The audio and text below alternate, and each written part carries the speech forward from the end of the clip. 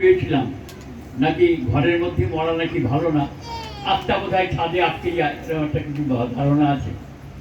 তা আমাকে সমস্ত ডাক্তারের জবাব দেওয়াতে আমাকে বারান্দা শুয়ে রেখেছিল 11 দিন।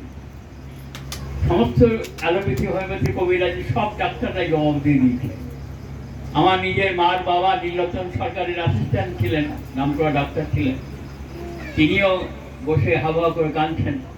আর আমি দেখছি আত্মীয় স্বজন সব আসছে, চোখের জল আমার গায়ে পড়ছে, আমি একটু বুঝতে পারছি, কিন্তু আমার কোনো সার বলতে নেই। ঠাকুরের করুণায় বেঁচে উঠলাম। তারপরে যখন ঠাকুরের কাছে গেলাম, মা বললেন তুই ঠাকুরকে যাচ্ছিস, ঠাকুরকে বলবি তোর শরীরের কথা। আর দেবীদার কাছে চিঠি লিখেছিলেন, তখন দেবী মামা বলতাম, ওনার বাড়িতে উঠতাম আমরা। হেম দাদু, তার বড় মেয়ের নামও গৌরী, আমার মার নামও গৌরী, তাই আমার মাকে মেয়ে মেয়ে বলে ডাকতেন। আমার মা দেবীদাকে ভাইফোঁটাও দিয়েছেন। তা দেবী মামাকে বাড়িতে উঠেছি, দেবী মাই ঠাকুর কাছে নিয়ে গেলেন, প্রণাম করে ঠাকুরের খাটের সামনে। তখন তো 3 দিন পরে কনফারেন্স হবে, তখন তো এত লোকজন ছিল না, 1966-এর কথা বলছি। আর কনফারেন্স 3 দিন পরে, তাহলে 3 দিন আগে গিয়েছি তাও আবার কার সঙ্গে? কেশব পাল চৌধুরী, কৃষ্ণগড়ে অনেকে নাম জানেন, যার মাধ্যমে ঠাকুর কৃষ্ণগড়ের সত্যি শিবিরের মন্দিরের যে জায়গাটা কিনেছিলেন, নবীন যে জায়গা, সে কেশব পাল চৌধুরী আমাদের বাড়িতে গিয়েছিলেন। মা বলেছিলেন যে আমার এই মেজর ছেলে দেওঘরে যাবে, ওর যা শরীর খারাপ, ওতে একা একা যায় না। এই যে এই মার বাবা সত্য বিমলদা আমাদের বাড়িতে খুব গিয়েছেন, বিমান ঘোষদা। তা সেই সময় কেশব পাল চৌধুরীর সঙ্গে আমি ঠাকুরকে দর্শন করতে যাই। এবার যেহেতু মা চিঠি লিখে দিচ্ছে, আমি বলেছেন যে দেবীদার বাড়িতে উঠছে, দেবী মার বাড়িতে উঠলাম। এই বেনাপাড়ি স্কুলের পেছন দিকে কর্নারে থাকতেন দেবীদা ওরা। তা দেবী মা জিজ্ঞেস করছে, ঠাকুর জিজ্ঞেস করছি তুমি বলো তো মা কি বলেছে বলো। ঠাকুর গড়গড়া খাচ্ছেন, ঠাকুরের বৃদ্ধকালীন যে ছবিটা আছে, দুদিকে করে বালিশে পড়ে হাঁটু রেগে ঠাকুর ঝুঁকে গড়গড়া খাচ্ছেন, সেই ছবিটা, ওইটাই আমার ধ্যানের ভাষে আছে। ওই অবস্থা ঠাকুরকে প্রথম দেখেছি তো। তা ঠাকুর ঢুকে বলছেন, প্রথমে দুবার এরকম করলেন। তা তো আমি বুঝতে পারছি আমাকে কিছু কবা, আপনাই ভাষা। তখন আমি বললাম যে ঠাকুর মা পাঠিয়েছেন আমাকে, মার নাম করে বললাম, মা পাঠিয়েছেন, আমার খুব শরীর খারাপ, ডাক্তারে জবাব দিয়ে দিয়েছে। তখন বর্দাকে ডেকে ঠাকুর বলছেন, বড় কোকা ও কি কয়? কাজলাকে ডেকে ও কি কয় শোনো।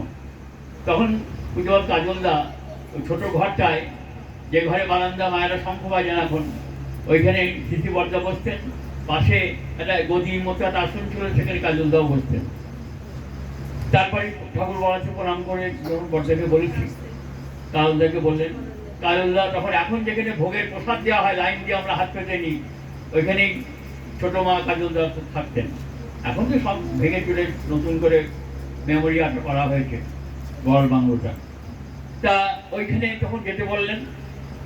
তারপরে কাজলদা বিকেলবেলা সিসি বর্দাকে বলছেন যে ওর যা হয়েছে, নতুন একটা ইঞ্জেকশন বেরিয়েছে পেনিসিলিন গ্রুপের, ওমনামাইসিন, কলকাতা থেকে আনতে হবে, তার 40টা ডোজ ইঞ্জেকশন দিতে হবে। সিসি বললেন যা করলে যা হয় তাই করবি। আর দেবী মামাকে বললেন ওর মাকে ট্রান্সফার করে দাও, যখন আর ফিরতে পারবে না। ঠাকুরই কি করুণা। ঠাকুর বলে আমার অভিযোগ ছিল সবাই ফুটবল খেলে, আমি জীবনে ফুটবলে পা দিইনি, জীবনে আমি দৌড়াইনি, কারণ আমার জন্মের থেকে ইসকেমিক হার্টের একটা অংশ ইনঅ্যাক্টিভ। ধরা পড়লো 38 বছর বয়সে, ভেলোরে গিয়ে ধরা পড়লো। ভেলোরের জ্যাকব জোস কার্ডিওথোরাসিক ডিপার্টমেন্টের হেড, তিনি আমার অ্যাঞ্জিওগ্রাম রিপোর্ট দেখে বলছেন, আমি আশ্চর্য হয়ে যাচ্ছি আপনি বেঁচে আছেন কি করে, আপনার তো ইসকেমিক হার্ট জন্মের থেকে, এতদিন তো বাঁচার কথা নয়। তখন আমাকে বলছে আপনি জীবনে স্মোক করেছেন? বলা আমি জীবনে করিনি, আমি এটাকে ঘৃণা করি। আমি আমার আত্মীয় স্বজন বাবা কাকাদের কোনোদিন বিড়ি সিগারেট কিনেও দিইনি, ওরা প্রতিজ্ঞা করেছি, ওরা কেউ আমাকে কিনতে বলতো না বাজার। আমি কোনোদিন বিড়ি সিগারেট ছুঁয়েও দেখিনি। আর আপনি কি আমিষ খান না নিরামিষ খান? ডাক্তার জিজ্ঞেস করছি। আমি যে আমি আজন্ম নিরামিষ আছি, আমি মাছ মাংস পেঁয়াজ রসুনের স্বাদ কি জানি না। ঠাকুরদা বৈষ্ণব ছিলেন, নবদ্বীপে যারা জানেন সমাজ বাড়ি প্রতিষ্ঠা করেছেন চরণদাস বাবাজি। চরণদাস বাবাজি আমার ঠাকুরদার আপন ছোট কাকা। সেই বংশের লোক বলে সারা ভারতবর্ষের যে কোনো জায়গায় বেলুর মাঠে গৌরীয় মাঠে গেলে আমাদের সব ফ্রি, যেহেতু চরণদাস বাবাজি বংশধর। মহারাজরা উল্টার উপর নাম করে বড় হয়।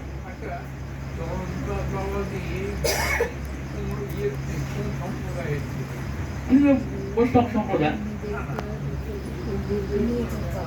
না, আমরা তো কুলীন ঘোষ।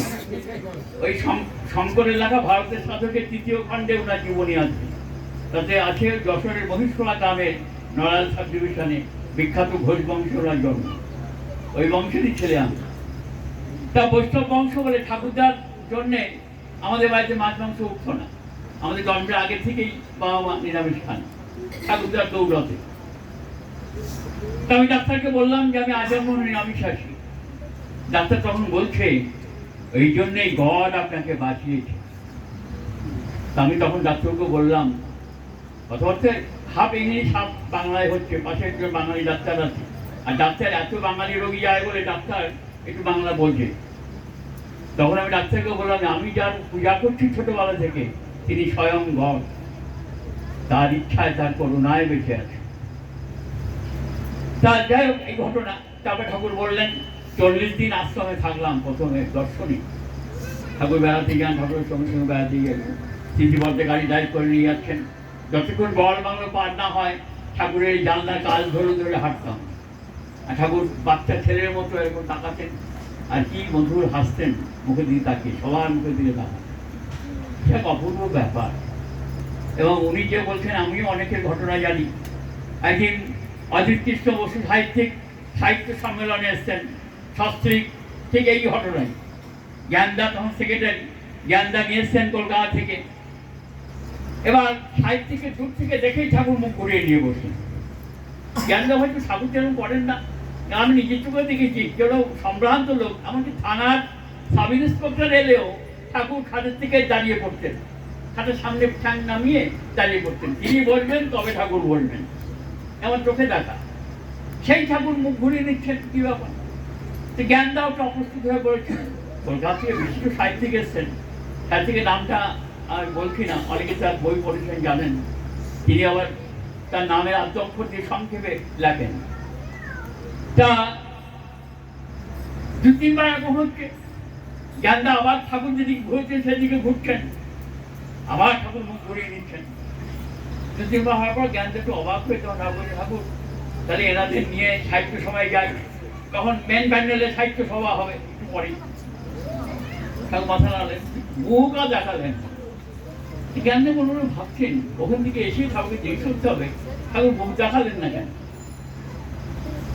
উনি যে কথা বলেন সেই কথাটাই। জ্ঞানদা পেছন পেছন যাচ্ছেন, স্বামী স্ত্রী সামনে যাচ্ছেন। তা বউটা স্বামীটাকে বলছে, হাগা তুমি অনুকূল ঠাকুরের মুখের দিকে তাকাওনি তো? স্বামী বীর গল্পে কনু দিয়ে বউকে দুটো মেরে বলছে, মাথা খারাপ। পলিসিটা আমার বন্ধু বান্ধব বলে দিয়েছিল হাত সময়, যাচ্ছিস যা, জামাই আদরে থাকবি। সৎসঙ্গে যারা গিয়া তার জামাই আদরে থাকে, কিন্তু খবরদার অনুকূল ঠাকুর মুখের দিকে তাকাচ্ছে, সম্মোহন করে নেবে। আর বালিশের তো রোজ পয়সা রাখতে হবে, ট্যাক্স দিতে হবে, এসব বলে দিয়েছে। মাথা খারাপ, তাকায়। তখন জ্ঞানদার চোখ দিয়ে ঝরঝর করে জল পড়ছে। তখন জ্ঞানদা ভাবছেন এই জন্যেই অন্তর্যামী ঠাকুর মুখ দেখালেন। যাকে দেখার জন্য যুগ যুগান্ত ধরে মানুষ অপেক্ষা করে, দেবতারা জন্মগ্রহণ করতে চায়, যার দর্শন মানুষে। এমনই নরাধম আমরা আছি, তাকে বুঝতে পারি না। তাই তো পিতাকে দুঃখ করে বললেন, অবজানন্তি মৌরা মানুষের তনু আশ্রিত। যখন মানুষের তনু ধরে আসি তখন গুরু ব্যক্তি অবজ্ঞা করে। পরম ভাব মজানন্ত মম ভূত মহেশ্বর, আমার সেই ভূত মহেশ্বর ভাব জানে না বলে অবজ্ঞা করে। তাই জগতে মানুষ আমরা তাকে অবজ্ঞাই করেছি। এমনকি দীক্ষা নিয়েও আমরা তাকে যতখানি, এই যে বাণীটা আছে, ভালোবাসি অনেক বলিস, নির্দেশ মেনে চলিস না, ঠিকই জানিস প্রিয় করেছি, স্বার্থ ছাড়া মানিস না। আর এই মানি না বলেই তার কথা যথাসময়ে সরস্বতী গ্রন্থে ঠাকুর বাণী বলছেন যে কলায় গাভীর সময়ের অপব্যবহার দয়াকে দৈন্যেই পর্যবসিত করে। ঈশ্বরের যে দয়া সেটা দৈন্যে রূপান্তরিত হয়। দৈন্যটা কি? যারা শস্ত্র নিয়েছেন তারা জানেন, রোগ শোক গ্রহ দোষ বুদ্ধি বিপদ জয়ের ক্রমে দারিদ্রাদি সর্বদৈন্যা মন্ত্রমে তৈরি নিষ্ঠায়। তোমার প্রতি নিষ্ঠায় আমার জীবনে যে দৈন্য, কি কি দৈন্য? রোগ শোক গ্রহ দোষ বুদ্ধি বিপর্যয় আর দারিদ্র, এই পাঁচটা মানুষের জীবনের জন্য। এই দৈন্যতা আসে কেন? সময় মতো আমরা বিধাতার বিধানটাকে অবহেলা করি।